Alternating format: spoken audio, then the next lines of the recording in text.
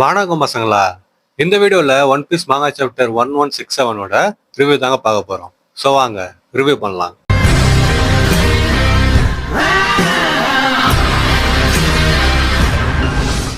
இந்த chapter review start பண்றதுக்கு முன்னாடி போன சாப்டர் ரிவ்யூ யாராவது பார்க்கலாம் போய் பார்த்துட்டு வந்துருங்க. அப்பதான் இந்த வீடியோ வந்து கரெக்டாக கண்டினியூஸாக உங்களுக்கு புரியும். லிங்க் வந்து டிஸ்கிரிப்ஷன்ல தரேன். வேற அது மட்டும் இல்லை, அதில் நிறைய சாப்டர் ரிவ்யூ நான் போட்டுக்கிறேன். அதான் பிளேலிஸ்ட் நான் சேவ் பண்ணி வச்சுக்கிறேன். ஸோ முடிஞ்சா அதை போய் செக் பண்ணி பாருங்க.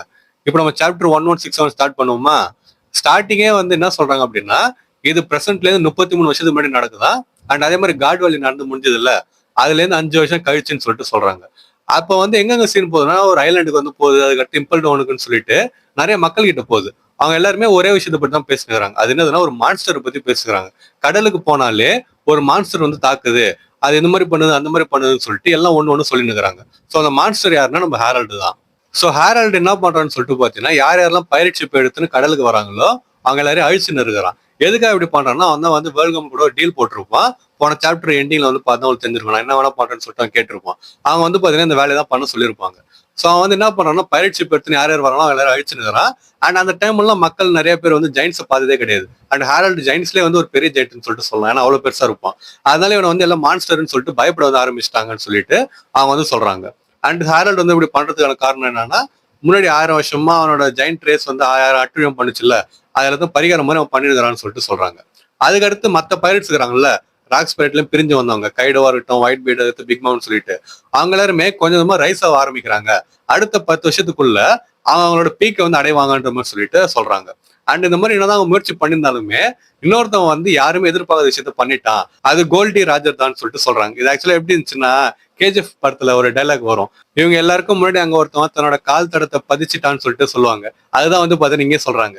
மத்த பைரட்ஸ் எல்லாம் ரைஸ் ஆயின்னு இருக்கிறாங்க. அந்த டைம்ல கோல்டி ராஜரோட க்ரூ வந்து கிங் ஆஃப் த பைரட் வந்து ஆயிட்டாங்க. இந்த உலகத்தையே ஒட்டுமொத்தமா சுத்தி வந்துட்டு யாரும் பண்ண முடியாத விஷயத்த அவங்க பண்ணிட்டாங்கன்னு சொல்லிட்டு சொல்றாங்க. அண்ட் இந்த டைம்ல வந்து பாத்தீங்கன்னா ஷாங்ஸ் குட்டி பையனா இருக்கிறான். அதுக்கடுத்து கூட வந்து பாத்தீங்கன்னா பக்கி வந்திருக்கிறான். பக்கி எங்கேருந்து நடுவில் வந்து சுருவனாங்கன்னு சொல்லிட்டு தெரியல அந்த கதைக்குள்ள. பட் பக்கி வந்து இருக்கிறான். அவன் எப்படி வந்தான் என்ன வந்தான்னு சொல்லிட்டு அது டீட்டெயிலா காட்டவே இல்லை. அண்ட் அதுக்கடுத்து வந்து பாத்தீங்கன்னா ராஜரோட எக்ஸிபிஷனுமே வந்து காட்டாங்க. ஸோ கதை வந்து இப்போ ஃபர்ஸ்ட் வந்து இருக்குது. ராக் செத்தான், அடுத்த சாப்டர் வந்து பாத்தீங்கன்னா ராஜர் செத்ததையும் காட்டிட்டாங்க. அதுக்கடுத்துன்னு சொல்லிட்டு கதை போயின்னு இருக்குது. ஸோ ராஜரோட பப்ளிக் எக்ஸிபிஷன் வந்து எதுக்காக பண்றதா இருந்தாங்க அப்படின்னா, மக்கள்லாம் அதை பார்த்து பயப்படுவாங்க, யாரும் அதுக்கப்புறம் போக மாட்டாங்கன்னு சொல்லிட்டு நினைச்சு அவங்க பண்ணாங்க. ஆனா அவங்களே எதிர்பார்க்காத விஷயம் என்னன்னா, ராஜர் வந்து ஒரு கிரேட் பைரேட்டரை ஸ்டார்ட் பண்ணி விட்டது தான். அவன் கடைசியா சொன்ன வார்த்தைகள் எல்லாரையும் கடலுக்கு போக தூண்டுச்சு. அதுதான் அந்த கிரேட் பைரேட்டரவே ஆரம்பிச்சது. இதை வந்து வேர்ல்ட் கவர்மெண்ட் எதிர்பார்க்கவே இல்லைன்னு சொல்லிட்டு சொல்றாங்க. அண்ட் எல்லாருமே கிளம்பி கடலுக்கு போனாங்க. எதுக்காகனா, ராஜரோட ட்ரெஷரை வந்து எடுக்கிறதுக்காக, அதாவது ஒன் பீஸ் கிளைம் பண்றதுக்காக அவங்க போனதா அவங்க சொல்றாங்க. அண்ட் அதே சமயம் அந்த கிரேட் பைரேட்டர் ஆரம்பிச்சிருச்சுல, ஸோ மரீன்ஸுக்கு வந்து ஃபோர்ஸ் வந்து தேவைப்படுது. அதான் என்ன பண்றாங்கன்னா, உலகத்துல இருந்து ஃபுல்லா ஒரு 10 ஜெயின்ஸை வந்து மரீன்ஸ்ல சேர்த்துக்கிறாங்க. அவங்களும் மரீன்ஸ்ல சேர்ந்துக்கின்னு மற்ற பைரட்ஸை வந்து தடுத்து நிறுத்தின்னு இருக்கிறாங்க. அண்ட் அதே டைம்ல வந்து என்ன நடக்குதுன்னா, ஹேரல்டு வந்து ஃபர்ஸ்ட் டைமா மேரி ஜோஸுக்கு வந்து போறான். அவனை வந்து போறது பர்மிஷன் தராங்க வர்றதுக்கு.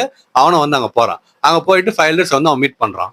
ஸோ அவங்க என்ன பேசிட்டுக்கிறாங்க அப்படின்னா, ஃபைல்டர்ஸ் வந்து நம்ம ஹேரல்டு கிட்ட ஒரு ஷாலோ சி கான்ட்ராக்ட் வந்து சைன் பண்ணிட்டு சொல்லிட்டு சொல்றாங்க. அவனும் அதை பண்ணிருக்கிறான். அதுக்கடுத்து அப்படின்னா என்னன்னு சொல்லிட்டு கேட்டவொடனே, அவனோட லெஃப்ட் ஹேண்ட்ல வந்து பாத்தீங்கன்னா ஒரு டேட்டு வந்து இருக்குது. அது பேர் தான் வந்து ஷாலோ சி கான்ட்ராக்ட்னு சொல்லிட்டு சொல்றாங்க. ஒரு இதுக்கும் மாறுமான்னு சொல்லிட்டு தெரியல. பட் ஒரு டேட்டு இருக்குது, அதுக்கு பேர் வந்து ஷாலோ சி கான்ட்ராக்ட்னு சொல்லிட்டு சொல்றாங்க. அண்ட் அந்த டேட்டு வந்து எதை குறிக்குது அப்படின்னா, நீ இப்ப வந்து காட்ஸ் நைட்டோட ரைட் ஹேண்ட் மாதிரி, நீ வந்து காட் ஸ்டீல்னு சொல்லிட்டு சொல்றாங்க. ஹேரல்டு வந்து பாத்தீங்கன்னா வெக்கமே இல்லாம இது ரொம்ப ஹானர் ஆகுதுன்னு சொல்லிட்டு சொல்றான். அதுக்கடுத்து அவங்க என்ன சொல்றாங்கன்னா, இது வந்து முடிவு கிடையாது, இந்த கான்ட்ராக்டுக்கு மொத்தம் 3 ஸ்டேஜ் இருக்குது. இப்ப நீ இருக்கிற பத்தி அந்த ஷாலோ சி கான்ட்ராக்ட், இது வந்து மைனர் பேக்ட் மாதிரி. இதுக்கு அடுத்து டீப் சீன்னு சொல்லிட்டு ஒண்ணு இருக்குது. அதுக்கடுத்து டீப் சி கான்ட்ராக்ட்னு சொல்லிட்டு இருக்குது. அதெல்லாம் யாருக்குன்னா, உண்மையிலே கடவுளுக்கு கட்டுப்பட்டு தான் அந்த கான்ட்ராக்டே இருக்குது. அண்ட் இந்த உலகத்திலேயே வெறும் 13 பேருக்கு மட்டும்தான் அந்த ப்ரிவிலேஜ் இருக்குதுன்னு சொல்லிட்டு சொல்றாங்க. ஹேரல்டு வந்து கடவுளா அப்படின்னா என்னன்னு சொல்லிட்டு அவன் வந்து கேட்கற, யாரை சொல்றீங்கன்ற மாதிரி சொல்லிட்டு. அப்ப நம்ம வீனஸ் காந்தாத்தா வந்து என்ன சொல்றாருன்னா, அது உனக்கு தெரிய வரும் எப்ப அப்படின்னா, நீ ஃபுல்லா கடவுளோட நைட்டா மாறுறப்ப உனக்கு அது தெரிய வரும்ன்ற மாதிரி சொல்லிட்டு நம்ம காந்தாத்தா சொல்றாரு. அந்த டைம்ல ஹேரல்டு வந்து என்ன கேட்கறான்னா, அந்த மாதிரி நான் மாறுறப்ப எல்பாஃபோ ஒரு மெம்பர் நேஷன் ஆகுமான்னு சொல்லிட்டு கேட்கறான். அவன் வந்து கன்ஃபார்ம் ஆகும் ஹேரல்டுன்னு சொல்லிட்டு சொல்றாங்க. அப்ப ஹேரல்டு அதுக்கு வந்து ரொம்ப சந்தோஷம், நான் இதை வந்து மறக்க மாட்டேன்ற மாதிரி சொல்லிட்டு அவன் வந்து சொல்றான். ஹேரல்ட பத்தி என்ன சொல்றதுன்னு சொல்லிட்டு தெரியல. பட் இந்த சீன்ல வந்து பாத்தீங்கன்னா சில விஷயம்லாம் சொல்லியிருப்பாங்க. அந்த ஷாலோ சியா இருக்கட்டும், அதுக்கு டீப் சி, அப்புறமா டீப் சி கான்ட்ராக்ட் இருக்குதுல, இது எல்லாத்துலயுமே சீன்ற வார்த்தை வந்து வருது. நம்ம ஈமோக்காக சில பேர் வந்து எர்த் கார்டுன்னு சொல்லிட்டு சொல்றாங்க, அண்ட் சில பேர் வந்து அவதான் சி கார்டுன்னு சொல்லிட்டு சொல்றாங்க. ஆனா கான்ட்ராக்ட்ல சீன்னு சொல்லிட்டு வர்றதுனால மேபி ஈமோக்கா வந்து பாத்தீங்கன்னா சி கார்டா இருக்கிறது வாய்ப்பு இருக்குது.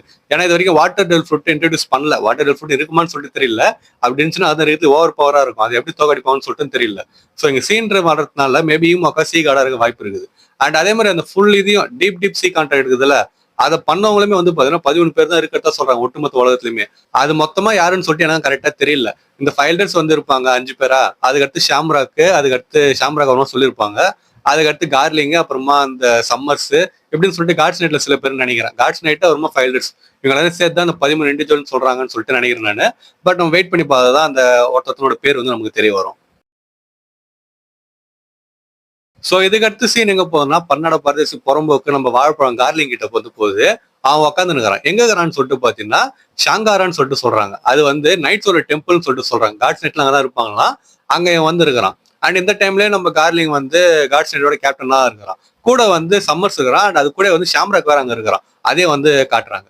அப்ப சம்மர்ஸ் ஹேரல்டு கிட்ட, நீ எல்பஃபோட கிங்கா இருக்கிற, நாங்க என்ன சொன்னா நீ கேப்பியான்ற மாதிரி சொல்லிட்டு அவன் கேக்குறான். அது ஹேரல்டு வந்து, நீ ஒரு வார்த்தை மட்டும் சொல்லுங்க, அதை நான் வந்து அப்படியே பண்றேன்ற மாதிரி சொல்லிட்டு நாய்க்குட்டி சொல்லும் பாத்தீங்களா, அதே மாதிரியே வந்து அவன் கரெக்டா சொல்றான். அப்ப கார்லிங் அதுக்கு என்ன சொல்றான்னா, உங்ககிட்ட ஒரு லாங் டிஸ்டன்ஸ் டிரான்ஸ்போர்ட் வந்து நாங்க கொடுக்குறோம். அண்ட் ஏதாவது நடந்துச்சு அப்படின்னு நாங்க கூப்பிடுறோம். அப்போ வந்து நீ வா. அண்ட் நீ இந்த உலகத்தை ஃப்ரீயா எங்க வேணா டிராவல் பண்ணலாம், எந்த பிரச்சனையும் இல்லை. ஆனா இந்த டீலிங் பத்தி நீ யார்ட்டையும் சொல்லக்கூடாதுன்னு சொல்லிட்டு கார்லிங் வந்து சொல்றான். நம்ம ஹேரல்டு வந்து சரின்னு சொல்லிட்டு சொல்றான். சோ இதுக்கு அடுத்து சீன் எங்க போகுதுன்னா, பிரசன்ட்ல இருந்து 20 வருஷத்துக்கு முன்னாடி ஃபிஷ்மன் ஐலாண்டுக்கு வந்து போறாங்க. அங்க நெப்டியூன் கூட போயிட்டு நம்ம ஹேரல்டு வந்து பேசி சிரிச்சுன்னு இருக்கிறான். அப்ப ஹேரல்டு வந்து சிரிச்சுட்டு என்ன சொல்றான்னா, இந்த மாதிரி நான் சிரிச்சே ரொம்ப நாள் ஆகுதுன்னு சொல்லிட்டு அவன் சொல்றான். எனக்கு தெரிஞ்ச கடைசியா எப்ப சிரிச்சிருப்பான்னா, ராக்ஸ் கூட பேசினப்ப சிரிச்சிருப்பான். அவனதான் வந்து சாவ விட்டுட்டா, இப்படி சிரிக்காம தான் இருப்பான்ற சொல்லிட்டு நானே நினைச்சேன். ஏன்னா அந்த டைம்ல ராக்ஸ் வந்து சிரிப்பான், இவன் வந்து பார்த்து சிரிச்சுன்னு ஜாலியா இருந்தானுங்க. அவன் போயிட்டு அவன் சிரிக்காம வந்துடுறான் போல இருக்குது. இங்க வந்து நான் சிரிச்சு ரொம்ப நாள் ஆகுதுன்னு சொல்லிட்டு ஹேரல்டு வந்து சொல்றான். அண்ட் நெப்டியூனுமே வந்து ஆமா நானும் ரொம்ப நாள் ஆச்சு சிரிச்சுன்ற மாதிரி சொல்லிட்டு அவன் சொல்றான். அதுக்கடுத்து நெப்டியூன் என்ன சொல்றாரு அப்படின்னா, உன் பையனை பத்தி கேக்குறப்ப தலைவலி கொடுக்குறான் போல இருக்குது, ஆனா நீ சின்ன வயசுல அப்படிதான் இருந்த, உனக்கு தெரியுமான்ற மாதிரி சொல்லிட்டு நெப்டியூன் வந்து சொல்றான். அப்ப ஹேரல்டு வந்து அதை வேற என்ன ஞாபகப்படுத்துன்னு சொல்லிட்டு சிரிக்கிறான். அதுக்கடுத்து நெப்டியூன் வந்து என்ன சொல்றான் அப்படின்னா, நான் வந்து ஓப்பனா சொல்ல போறேன். என்னதுன்னா, ஒரு ஃபார்ச்சூன் டெல்லரு எனக்கு குழந்தை பிறக்க போறதா சொன்னாங்க. அது வந்து ஒரு பொண்ணுன்னு சொல்லிட்டு சொன்னாங்க. நம்ம ஏன் டைம் கரெக்டா வர்றப்ப என் பொண்ணுக்கும் அப்புறம் லோக்கியும் கல்யாணம் பண்ணி வைக்கக்கூடாதுன்னு சொல்லிட்டு அவர் வந்து கேட்கிறாரு. அதை கேட்டுட்டு ஹேரல்டு சிரிச்சுட்டு வளடாரான்ற மாதிரி சொல்லிட்டு அவன் சொல்றான். அதுக்கடுத்து நெப்டியூன் வந்து என்ன சொல்றான் அப்படின்னா, டேய் என்னோட பொண்ணை சாதாரணமா நினைச்சிக்காத, அவ வந்து ஒரு ஸ்பெஷலா இருக்க போறா, அவ வந்து இருக்கிற மெர்மைட்ல ஒரு வித்தியாசமான ஒரு மெர்மைடா இருப்பா, ஏன்னா அவகிட்ட ஒரு பவர் வந்து இருக்க போகுது, அது யார்ட்டுமே இல்லாததுன்ற மாதிரி சொல்லிட்டு அவன் வந்து சொல்றான். அதை கேட்டோன்னு ஹேரல்டுக்கும் இன்ட்ரெஸ்ட் வந்துடுது. உடனே வந்து பாத்தீங்கன்னா, சரி நீ சொல்றது கூட நல்லா தான் இருக்குது, அப்ப ஏன் பசங்க நம்ம 2 குழந்தைகளுக்கும் கல்யாணம் பண்ணி வச்சிடக்கூடாது, என்னோட ட்ரபிள் மேக்கர் லோக்கியும் அப்புறம் உன்னோட பொண்ணு அதாவது மோசமான்னு சொல்லிட்டு நம்ம ஹேரல்டு வந்து சொல்றான். அது நெப்டியூன் வந்து, என் பொண்ணுக்கு மோசமான்னு பேர் இல்லடா, அதை வந்து சொல்லாரான்னு சொல்லிட்டு அவன் சொல்றான். சோ மோசான்ற பேர் அதை படிச்சோடனே எல்லாரும் ஞாபகம் வந்திருக்கும்.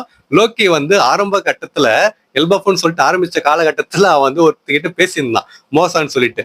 யாரா அந்த மோசான்னு சொல்லிட்டு நமக்கு நிறைய ஆர்வமா இருந்துச்சு. அண்ட் அப்பயே சில பேர் வந்து டீகோட் பண்ணிட்டாங்க, அது ஷிராவஷிதான் சொல்லிட்டு அன்னைக்கு கன்ஃபார்மே பண்ணிட்டாங்க. சோ லோக்கி வந்து மோசான்னு சொல்லிட்டு பேசின ஆள் இல்ல, அந்த பொண்ணு வந்து ஷிராவஷி தான். அவன் எப்படி பேசணும், எப்படி கனெக்ஷன் ஃபார்ம் ஆச்சுன்னு சொல்லிட்டு தெரியல. பட் அவன் வந்து பேசியிருக்கிறான். அவன் வந்து பாத்தீங்கன்னா திருப்பி கூட பேசி இருந்துக்கிறான். அண்ட் அதை விட முக்கியமா இவங்க 2 பேரும் பேசி வச்ச கதைப்படி பாக்குறப்ப லோக்கிக்கு ஜோடி ஷிராவஷின்னு சொல்லிட்டு கரெக்டா தெரிஞ்சிச்சு. அந்த பொண்ணு குட்டியா இருக்கிறா, அதாவது குட்டியானா சின்ன பொண்ணு மாதிரி இருக்கிறா, இவன் வந்து பெரிய பையன். நான் வந்து சைஸ்ல சொல்றேன், கேரக்டர்ல வந்து சொல்றேன். அப்படி இருக்கிறப்ப எப்படி இது 2 சேரும்னு சொல்லிட்டு தெரியல. பட் 2 பேர் பேர் நல்லா தான் இருக்குது, அதை நம்ம வந்து மறைக்க முடியாது. கரெக்டுங்களா? சோ இந்த மாதிரி ஒரு சூப்பரான பேர் அவங்க 2 பேர் பேசி முடிவு பண்ணிடுறாங்க. அண்ட் அதுக்கு ஏத்த மாதிரி தான் இப்பயும் வந்து போயின்னு இருக்குது காலகட்டம்லாம். எனக்கு இதை படிச்சவனே எப்ப லோக்கி ஷிராவஷியை மீட் பண்ணான்னு சொல்லிட்டு பார்த்து ஆர்வமா இருக்குது. ஆனா அது எனக்கு கடைசி வாரில் தான் நடக்கும் போல இருக்குது. ஏன்னா நடுவு ஷிராவஷி காட்ட மாட்டாங்க அவ்வளவு சீக்கிரத்துல. சோ இதுக்கு அடுத்த சீன் எங்க போகுதுன்னா, எல்பாஃபுக்கு போகுது. அங்க வந்து அவுல் லைப்ரரிக்கு வந்து போகுது. இதுவும் வந்து பாத்தீங்கன்னா அதே டைம் லைன்ல தான் நடக்குது, அதே வருஷம் தான் நடக்குது. அப்ப சால் வந்துட்டு நீங்க தங்க வச்சது ரொம்ப நன்றின்ற மாதிரி சொல்லிட்டு அவன் சொல்றான். அப்ப ஹேரல்டு வந்து ஒன்னும் பிரச்சனை இல்லை, நீ எவ்வளவு நாள் வேணா இங்கே தங்கிக்கலாம், நீங்க கூட இருக்கலாம்னு சொல்லிட்டு அவர் சொல்றாரு, எந்த பிரச்சனை இல்லைன்னு சொல்லிட்டு. ஆனா ஒரு உதவி நீ எனக்கு பண்ணணும்னு சொல்லிட்டு ஹேரல்டு வந்து கேக்குறாரு. அது என்னதுன்னா, மத்த படிச்ச ஆளுங்க கூட சேர்ந்து இங்க ஒரு ஸ்கூல் ஓபன் பண்ணா உனக்கு ஓகேவா, இங்க ஒரு ஸ்கூல் ஓபன் பண்ணலாமான்னு சொல்லிட்டு அவர் வந்து கேக்குறாரு. அப்ப சால் வந்து ஸ்கூலா, சரி ஓகே எனக்கு ஒன்றும் பிரச்சனை இல்லைன்னு சொல்லிட்டு அவர் சொல்றாரு. சோ இதுக்கு அடுத்து சீன் எங்க போகுதுன்னா, பிரசன்ட்ல இருந்து 5 வருஷத்துக்கு முன்னாடி ஹோலி லேண்ட்ல ஒரு பெரிய விஷயம் வந்து நடக்குது. அது என்னன்னா, நம்ம தலைவன் ஃபிஷர் டைகர் வந்து ஒரு வேலை பார்த்திருப்பான், மத்த ஸ்லேவ்ஸ் எல்லாரையும் வந்து ஃப்ரீ பண்ணி விட்டுருப்பான். சோ எல்லாம் இங்க ஓடின்னு இருக்கிறாங்க. அப்படி இருக்கிறப்ப ஃபிஷர் டைகரும் மத்தவனை காப்பாத்திட்டு அவனை வந்து ஓடின்னு இருக்கிறான். சோ அவன் முன்னாடி அந்த டைம்ல ஒருத்தன் வந்து நிக்கிறான். அப்படி நின்று நீ வந்து காட்ஸ் லேட்டான்னு சொல்லிட்டு அவன் கேட்கறான். அப்ப அவன் உடனே வேகமா வந்து என்ன பண்றான்னா, அவன் கையில விலங்கு இருக்குது, அதை வந்து வெட்டிடுறான். வெட்டினதுக்கு அப்புறமா ஆர்மரி வந்து இப்ப திறந்து இருக்குது, நான் திறந்து வச்சுக்கிறேன் மாதிரி சொல்லிட்டு சொல்றான். அதுக்கான வழியை நான் சொல்றேன் அங்க போன்ற மாதிரி சொல்லிட்டு அவன் சொல்றான். ஆக்சுவலா அந்த ஃப்ரேம்ல பார்த்தோன்னே அது எனக்கு சாபம் மாதிரி இருந்துச்சு. அந்த மூஞ்சி வந்து பாத்தீங்கன்னா சாபம் மாதிரி தான் எனக்கு தோணுச்சு அது டக்குன்னு பாக்குறப்ப. ஆனா சாபம் கன்ஃபார்மா கிடையாது. அது யாருன்னு சொல்லிட்டு அப்புறமா நமக்கு தெரிஞ்சிருது. அது யாருன்னு சொல்லிட்டு பாத்தீங்கன்னா ஷாங்ஸ் அண்ணன் தான். ஷாங்ஸ் அண்ணன் வந்துட்டு ஃபிஷர் டைகர் ஹெல்ப் பண்றாரு. அடுத்து ஃபிஷர் டைகர் ஆர்மரிக்கு போயிட்டு வந்து கொளுத்தி விட்டுறான். எல்லாம் வந்து பாத்தீங்கன்னா கண்ணபலன்னு வெடிக்குது. அதெல்லாம் ஹேண்ட்காக்கும் தப்பிச்சு போறா, அதே மாதிரி கோலா தப்பிக்கிறான்னு சொல்லிட்டு ஒருத்தலாம் காட்டுறாங்க. அவங்க எல்லாம் இப்படிதான் தப்பிச்சு போறாங்க. அண்ட் ஃபிஷர் டைகர் தப்பிக்கிறதுக்கு காரணமே நம்ம ஷாங்ஸ் அண்ணன் தான். ஓப்பனா காட்டல அது ஷாங்ஸ்ன்னு சொல்லிட்டு, பட் நம்ம கெஸ் பண்ணிக்கலாம். சோ இந்த சம்பவம் நடந்து முடிஞ்சதுக்கு அப்புறமா ஹாரல்ட் மேரி ஜோய்ஸுக்கு வரான். வந்துட்டு அவங்க கிட்ட பேசுகிறான். அப்ப சம்மர்ஸ் வந்து என்ன சொல்றான் அப்படின்னா, ஆர்மரியை வந்து யாரோ திறந்து விட்டுருக்காங்க, அது கன்ஃபார்மா கவர்மெண்ட் வேலை செய்யறவங்க தான் இருப்பாங்க, அவனை தேடி கண்டுபிடிச்சு கொள்றது நான் ரொம்ப ஆர்வமாகறேன்னு சொல்லிட்டு சம்மர்ஸ் வந்து சொல்றான். அப்ப அதுக்குள்ள கார்லிங் போயிட்டு நம்ம ஹாரல்ட் கிட்ட, நான் ஒருத்தவனை வந்து உன்கிட்ட இன்ட்ரடியூஸ் பண்ண விரும்புறேன், இது ஷாங்ஸ்ன்னு சொல்லிட்டு நம்ம ஷாங்ஸ் என்ன ஹாரல்ட் கிட்ட இன்ட்ரடியூஸ் பண்ணி வைக்கிறாரு. இவன் ஷாம்ராக்கோட தம்பி. 2 பேரும் சின்ன வயசுல பிரிஞ்சு இருந்தாங்க சில காரணத்தினால. இவன் கீழ் உலகத்துல எவ்வளவு கஷ்டத்தை வந்து அனுபவிச்சான். அண்ட் அவனும் இப்போ வந்து ஷாலோ சி கான்ட்ராக்ட் தான் சைன் பண்ணிக்கிறான் உன்ன மாதிரியே. அவன் வந்து ஒரு காட் ஸ்டீல் தான் உன்ன மாதிரி. அவன் மட்டும் டீப் சி கான்ட்ராக்ட் சைன் பண்ணிட்டான் அப்படின்னா ஷாம்ராக் மாதிரி அவனும் ஒரு பெரிய ஆசெட்டா இருப்பான் நமக்குன்ற மாதிரி சொல்லிட்டு அவன் சொல்றான். ஸோ இந்த டைம்ல வந்து பாத்தீங்கன்னா ஷாம்ராக்கு டீப் சி கான்ட்ராக்ட் சைன் பண்ணிட்டு ஒரு உண்மையான காட் ஸ்டேட் அவன் ஆயிட்டான். ஆனா ஷாங்சனை வந்து இன்னும் சைன் பண்ணல, அவர் ஷாலோ சி தான் சைன் பண்ணி வச்சுக்கிறாரு. அப்ப ஹாரல்ட் அதெல்லாம் கேட்டுட்டு, ஷாம்ராக பார்த்தப்ப எனக்கு ஃபர்ஸ்ட் தோணுதான் உன்னை பார்த்தா எனக்கு தோணுது, உங்களை நான் எங்க மீட் பண்ணிக்கிறேன்னு சொல்லிட்டு நினைக்கிறேன்ற மாதிரி சொல்லிட்டு நம்ம ஹாரல்ட் வந்து சொல்றான். அண்ட் அதை கேட்டோன்னே ஷாங்சனை வந்து பாத்தீங்கன்னா, இது வந்து நம்ம ஷாங்ஸ் நமக்கு தெரிஞ்ச ஷாங்சன் மாதிரி கிடையாது. இது வந்து இப்ப செயின்ட் ஷாங்சன் சொல்லிட்டு வச்சுக்கலாம். அவர் வந்து பேசுறாரு, நீ என்ன பேசுறேன்னு சொல்லிட்டு எனக்கு தெரியல, நீ வந்து சாதா ஒரு காமனர் தான், என்கிட்ட இந்த மாதிரிலாம் பேசுறவள வச்சுக்காத, நான் வந்து ஃபிகர்லேண்ட் ஃபேமிலியை சேர்ந்தவன், ஃபிகர்லேண்ட் ரத்தம் வந்து எனக்குள்ள ஓடின்னு இருக்குது, நான் வந்து இதுக்கு முன்னாடி ஒன்று மீட் பண்ணதே கிடையாது, நான் உனக்கு முன்னாடி காட் ஸ்டேட் ஆக போறேன்னு சொல்லிட்டு ஷாங்சன் ஒரு மாதிரி கோவமா பேசுறாரு. ஸோ அது கேட்ட ஹாரல்ட் வந்து சரி சரி நான் வந்து தப்பா ஒன்னே இன்னொருத்தவங்க மாத்தி நினைச்சுன்னு போடுதுன்ற மாதிரி சொல்லிட்டு ஹாரல்ட் வந்து சொல்றான். ஸோ எதுக்காக இந்த மாதிரி ஹாரல்ட் சொன்னான்னு சொல்லிட்டு எனக்கு தெரியல, ஏன் உன்னை நான் முன்னாடி மீட் பண்ண மாதிரி இதுன்னு சொல்லிட்டு ஹாரல்ட் சொன்னான்னு சொல்லிட்டு எனக்கும் தெரியல, எப்போ மீட் பண்ணலாம் என்ன மீட் பண்ணலாம்னு சொல்லிட்டு. பட் ஷாங்சன் வந்து பாத்தீங்கன்னா கரெக்டா சொல்றாரு, உனக்கு எனக்கு சம்மந்தம் இல்லைன்னு சொல்லிட்டு அவர் சொல்றாரு. ஆனா அவர் வந்து மறைக்கிறாரு எதுன்னு சொல்லிட்டு நமக்கு வந்து புரியுது, ஆனா எதுக்காக மறைக்கிறாரு என்னன்னு சொல்லிட்டு நமக்கு கரெக்டா தெரியல.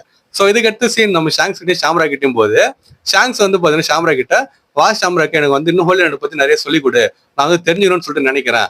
அண்ட் அதே மாதிரி அந்த ட்ரைட்டர் இருக்கிறான்ல ஆர்மரியை திறந்து விட்டவன், அவன் யாருன்னு சொல்லிட்டு எனக்கு சொல்லு, அவனை நான் எக்ஸிக்யூட் பண்ண அப்படின்னா எனக்கு இன்னும் கொஞ்சம் நிறைய பேர் கிடைக்கும், அதில் எதாவது லீடுக்குதான்னு சொல்லிட்டு நம்ம ஷாங்சன் வந்து ஷாம்ரா கிட்ட கேட்கறாரு. அப்ப ஷாம்ராக் வந்து வெயிட் பண்ணு ஷாங்ஸ், உன்னோட காயை வந்து ஹீல் ஆகட்டும்னு சொல்லிட்டு அவர் சொல்றாரு. ஆக்சுவலா சொல்ல மறந்துட்டான், இந்த காயன்னு சொல்லிட்டு படிச்சோன்னு எனக்கு ஞாபகம் வருது.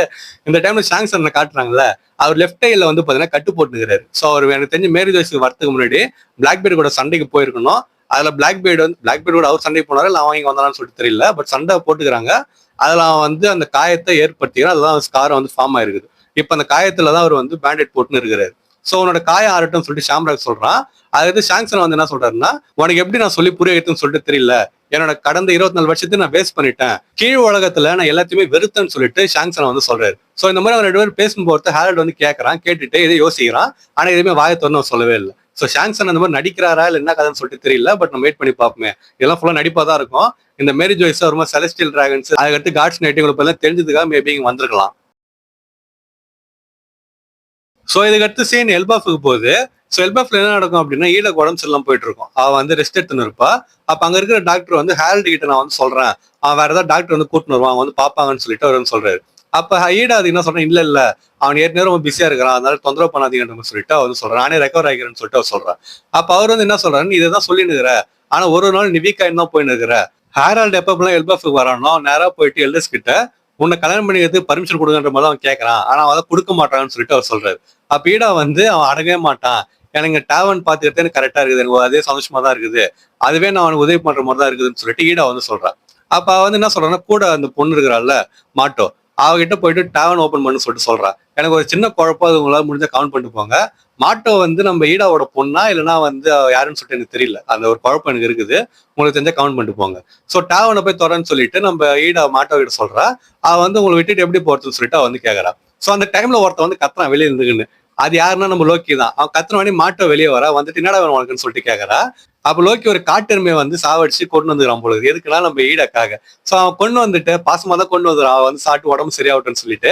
ஆனா எப்படி அதை சொல்றான் அப்படின்னா, நம்ம மாட்டோ கிட்ட இங்க பாரு நான் காட்டெருமையை கொண்டு வந்துக்கிறேன், இதை வந்து சமைச்சு அவகிட்ட கொடு, இதை சாப்பிட்டா உடம்பு சரியாகும், ஏன்னா பத்தல இங்க தான் சுத்தி நிற்கிறேன், இந்த இடம் எனக்கு பிடிச்சிருக்குது, சப்போஸ் இது இல்லைன்னா நான் ஒன்றும் பண்ண முடியாதுன்ற மாதிரி சொல்லிட்டு மறைச்சு வந்து பேசுறான். அண்ட் அந்த சமயத்துல ஹைருதீன் அப்புறம் அவனோட ஃப்ரெண்ட்ஸ் இருக்கிறாங்கல்ல, அவங்க எல்லாம் டாக்டர் தேடி வந்து போயிருக்காங்க நம்ம ஈடை வந்து சரி பண்றதுக்காக. அதே வந்து அந்த டாக்டர் சொல்றாரு. அண்ட் இதெல்லாம் வந்து ஈடா கேட்டுட்டு இது எல்லாமே ரொம்ப பெருசா என்ன போகுது, ஆனாலும் இந்த மாதிரி எல்லாம் சின்ன சின்ன பண்றது எனக்கு ரொம்ப சந்தோஷமா இருக்குன்னு சொல்லிட்டு வந்து சொல்றா. சோ இதுக்கு அடுத்த சீன் வந்து எல்பாஃப்ல இருக்கிற ஆல்கஹால் வில்லேஜுக்கு போகுது. அதாவது லோக்கியோட அம்மா இருக்கிறாங்க, சொந்த அம்மா, அவங்களோட சொந்த ஊருக்கு வந்து போகுது. அவன் ஏன் அங்க போறான்னு சொல்லிட்டு தெரியல, பட் அங்க போறான். அங்க போனது வருமா ஒருத்தர் வந்து அவன்கிட்ட ஒரு விஷயத்த சொல்றாரு. அது என்னதுன்னா, ஈடாவை ராயல் ஃபேமிலிக்குள்ள போக விடக்கூடாது, அப்படி போயிட்டா அப்படின்னா அங்க இருக்கிற இன்னரிட்டன்ஸ் எல்லாம் அவளே வந்து எடுத்துப்பா, சொத்தெல்லாம் அவளே வந்து எடுத்துப்பா, அது நடக்கக்கூடாது. அதனால நான் என்ன பண்ணேன் அப்படின்னா, ஒரு டோஸ் ஆஃப் பாய்சன் அதை வந்து நான் அவளுக்கு கொடுத்துட்டேன். அண்ட் அது ரொம்ப லீத்தல். சோ இன்னும் கொஞ்சம் நாள் செத்துருவான்னு சொல்லிட்டு அவன் வந்து சொல்றான் சிரிச்சினே லோக்கி கிட்ட. நீ என் கூட தானே சப்போர்ட் பண்ற லோக்கி இதுக்குன்னு சொல்லிட்டு அவன் கேட்கறான். லோக்கி அதை கேட்டு என்னடா சொன்னு சொல்லிட்டு கத்துறான். அதுக்கடுத்து சீன் எங்க போகுதுன்னா, நம்ம ஈடா கிட்ட ஷார்ட்டா போகுது. ஈடா உடம்பு வந்து ரொம்ப மோசமாயினே போகுது.